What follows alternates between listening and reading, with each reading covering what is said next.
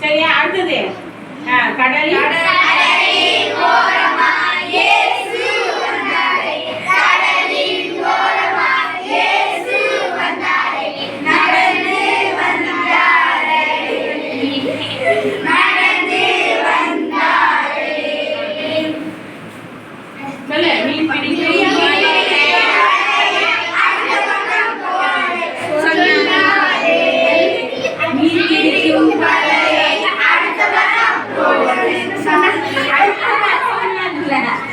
மீன் பிடிக்கும் வலையை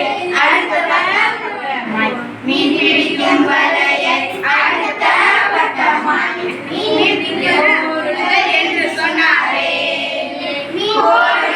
என்று சொன்னாரே